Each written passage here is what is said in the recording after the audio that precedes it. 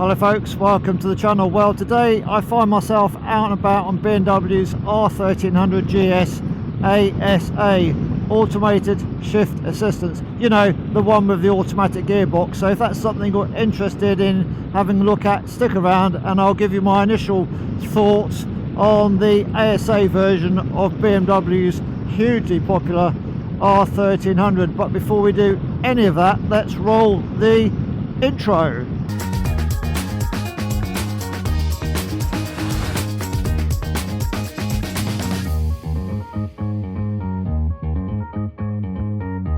Welcome back. Let's just pull over in the car park here, have a quick look around the bike, and then we'll get out and about on the road and see how the whole system works. So how do you put it into neutral then? Here it is then, BMW's R1300GS ASA automated shift assistant. That is a bit of a mouthful, and basically they've done away with the clutch. So let's have a look around here then, and you're going to see there is no clutch, but we still do have a gear shift down here. And to control the system, we have a little button on the left hand side marked D and M. I guess D is for drive, M is for manual. And another button that comes into play is the start stop button on the right hand side. Very quickly then, if you didn't know what a clutch does, well, you should know what a clutch does, but if you didn't know what a clutch does, it's just a means for you to connect the power coming from the engine to connect it to the actual gearbox, which then drives the rear wheel, in our case driving it by a shaft drive system. Normally that clutch is controlled by a clutch lever up here which operates the clutch plates, but as you can see we haven't got a clutch lever. So how do we control the clutch down there? Very simple. The engine itself has two actuators, let's just call them robots, in the engine itself. One of those robots actuators actually operates the clutch.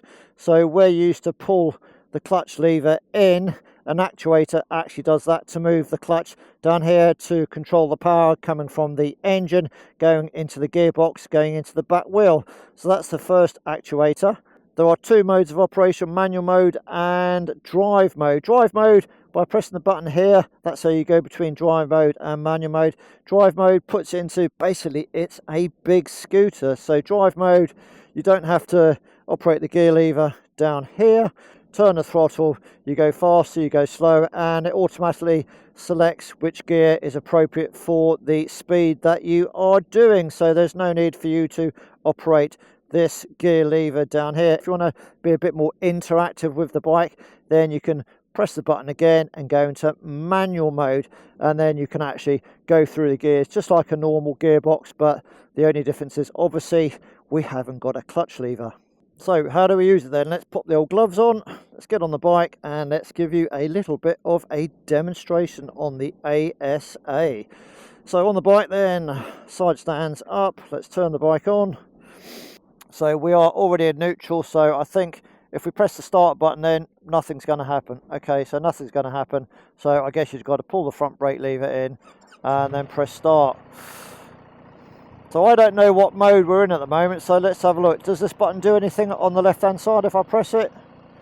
Switch to gear to switch between D and M. Okay, I'm steaming up, so we are now in neutral. So will the actual gear lever let me select first gear? So it's one down, standard gearbox. So I'm not going to pull the front brake. So let's see if it's going to go into gear. Hands off. No.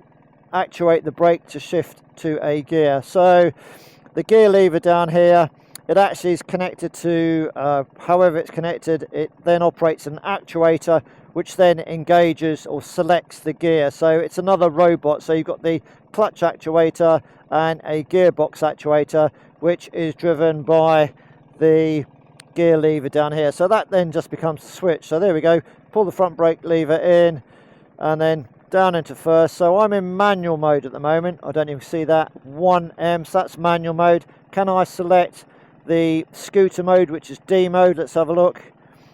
Will it go into, yeah, so D1. So D is the scooter mode, drive mode, 1 is the gear that we're in, and let's go to manual mode again. So yeah, 1M in manual mode. And can I change it back again? So it's a big scooter. Let's give it a go, shall we? So you've just got to get used to not doing anything with the left hand, so no feather in the clutch. So let's just see what it's like riding slowly with a combination of the front brake and the back brake. Yeah, you really want to, ooh, yeah. So let's do a figure of eight. Figure of eight, nice German Shepherd dog. And it's not going to stall the bike. So that's in D mode, going really slow. Basically do a lot of control on the back brake there. So D mode, and it's not going to stall at all. There we go. Feet are still on the pegs. D mode, so really good for slow moving traffic. So D mode, and it will just go up and down the gearbox depending on the speed of the bike, basically. Right, let's get out of here, shall we? So D mode, then it will just go up and down the gearbox depending on the speed that you're traveling at, and it's a 6-speed gearbox still. And the good thing is, though, you can actually temporarily take over and use the gear lever, which is now just a switch. I think it's just made of plastic, I think. So if you wanted to do a quick overtake, I could just go down to third gear, and it's still in D mode, and it goes down to third. Can I go to second? It's gone automatically to fourth. Go to third. Will it go down to second? Yeah, it will go down to second. And can I go up the box in D mode with using my foot?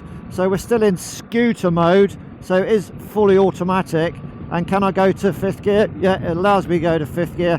Can I go to sixth? Yeah, it will allow me to select sixth gear. So you can actually have a temporary interaction using the gear lever. So nothing behind me. I'm going to brake all the way down, and you'll see it'll just change all the way down the gearbox. There we go. And it shouldn't stall. There we go. It's now selected first gear, and we're just going to pull away. I'll put my hand in the air, pull away. One thing I will say is the bike itself's only done about 100 miles. Although the engine's warm, the gearbox does seem to be, or the system does seem to be a little bit on the clunky side. I have to say the gear changes are not the smoothest of gear changes. I'm not sure whether they would get smoother higher up the rev range. Who knows? Well, then what we're going to do is just pull over here and then just see if we can put it into neutral, shall we say. So there we go, nothing behind us. So we're still in D mode, which is scooter mode, and we're just going to bring the bike to a halt. So travelling very slowly. So it's selected first gear now. So there we go. So I got the hill hold on. So can I actually select neutral as I'm sat here using the gear lever? And the answer to that is going to be no. Can actually use the start stop button as well. So will that do anything? No, it won't do anything. So I think if I turn the bike off, it's actually in gear at the moment, so we can't move it. So if I turn the bike off, let's just kill the engine. So it goes into park mode. So you can get off the bike on a hill, and there we go. So how do we get it from park mode into neutral? Very simply then, pull the front brake lever and very quickly just press the start stop button. And you'll hear a bit of a whir and it goes into neutral. So if you park the bike, you can then move it into your garage, parking space, or that kind of thing. And if it's in neutral for whatever reason and you want to put it into first gear, just press down on the gear lever, it goes into park mode. I guess because the engine's not running, it's in park mode. So if we start the bike, then I think it should go into D1. So let's see, pull the clutch lever in, start the bike. Okay, it's gone into neutral. Okay, so select first gear. There we go, D1. And now let's try it in manual mode. So I'll be actually using the gear lever with my foot. So 1M, so manual mode. Oh, I was going to pull the clutch in then. So let's go. So manual mode is a bit more interaction between you and the motorbike. Here we go then, manual mode. Pop the visor down. So this should be a bit more exciting in manual mode, hopefully. So let's try going down the box. So first gear then. So it'd be first neutral, I guess, and then second.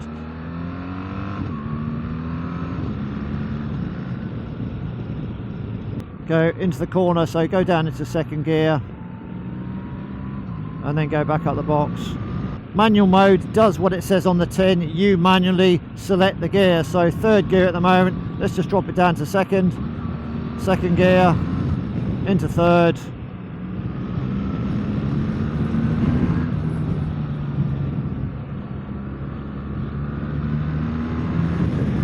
4th, 5th, 6th. We're in manual mode still, so I'm going to slow right down. We're in 5th gear and just see what the brains of the gearbox does then. So there's nothing behind me. See if it just does actually automatically change down the gearbox. There's 4th gear. I'm not doing anything with my foot on my hand. There's 2nd. And will it go into 1st? I'm in dynamic mode at the moment, and there it is, 1st gear. So as you slow down, even in manual mode, if you're going too slow, it will actually then select a lower gear for you. So yeah, that's what it does. So that is drive mode and manual mode. Moving off then, left hand off the handlebar. Let's see how smooth the system is. So there we go. And let's slow right down again. Again, hand in the air, nothing behind me, so it's safe. And I don't even know if you can stall it. I don't think you can you? Just depends how good your balance is. Hand in the air. Yeah, there we go, nice and slow. That's in manual mode, 1st gear. So the clutch and the gearbox works well, just like further than the clutch. It's good, works all right. Slow speed stuff is good. And there we go.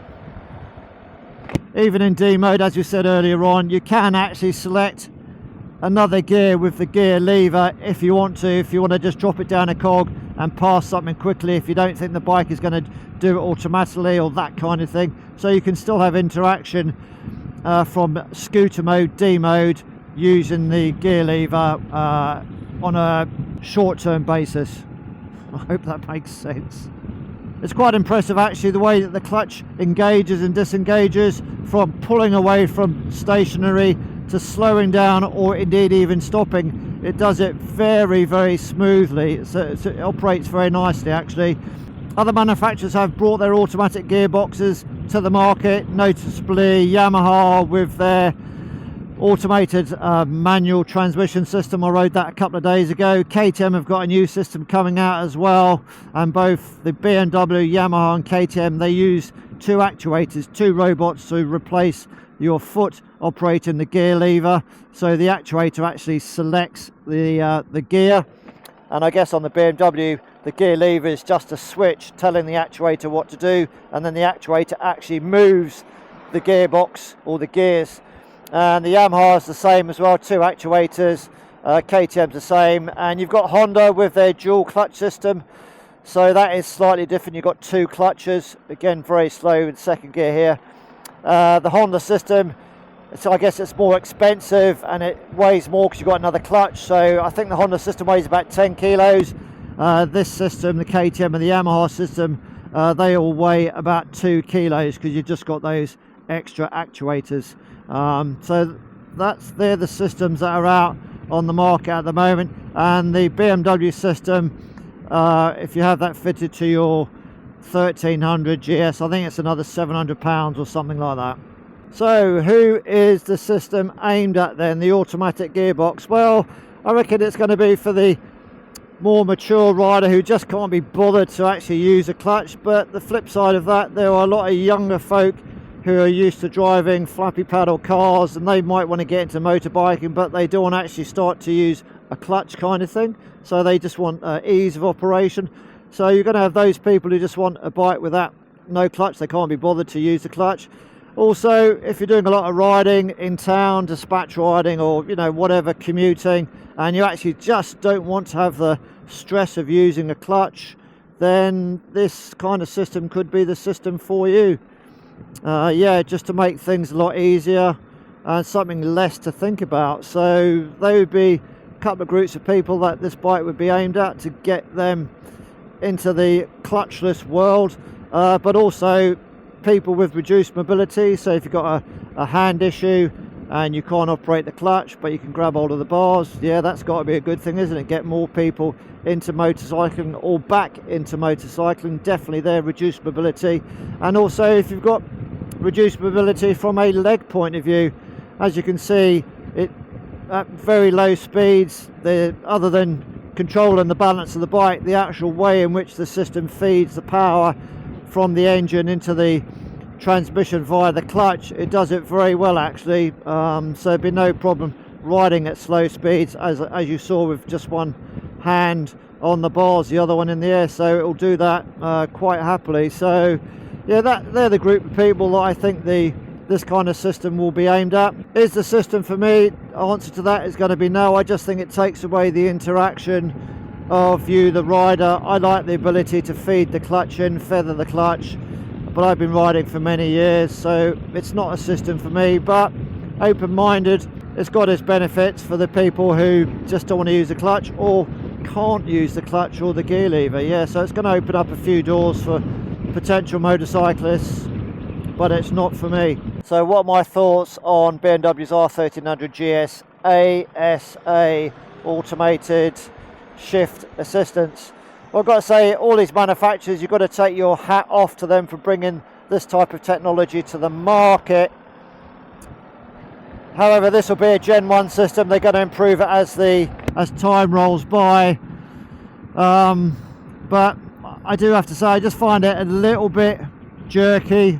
It might be smoother at the higher revs. Make some comments down below if you've ridden it, you know, in a spirited manner. But for me, it just seems to be a little bit on the jerky and clunky side, really, if I'm being brutally honest. But if you want a big twist and go, leave it in drive mode, twist the throttle, and away you can go, and you don't have to do anything. If you want a little bit of interaction with the bike itself, i.e. you want to actually select the gear, then stick it in manual mode, M mode, and tap away to your heart's content on the gear lever with your foot and let all the automatics do everything for you. So yeah, there's something for everybody, but it's not for me, and that's it really. That's all I'm going to say about the R1300GS ASA. Technology is a wonderful thing, but sometimes, yeah, I'll just leave technology to other people. Yeah, I just find the gearbox just a little bit lurchy and clunky. Yeah, oh well, it's the first generation. There we go, folks, back at my local BMW dealership, the Mansell Collection. Thanks guys for letting me take the 1300 out. It's been a experience, that's all I'm going to say. Can I get through here? Yeah, let's get through there, no problem at all, without dropping it. Yeah, there we go. Right, so back in D mode, and I've forgotten how to put it into park mode. How do we put it into park mode? So there we go, let's just kill the engine and it goes into park mode. And then if we want to put it into neutral, there we go, press the start stop button quickly and it goes into neutral, and you can move it around, but I want to put it into park mode, so press down on the gear lever and it's now into park mode, so it's not going to roll back. Anyway folks, ride safe, see you again soon in the next video, and that has been the R1300GS ASA.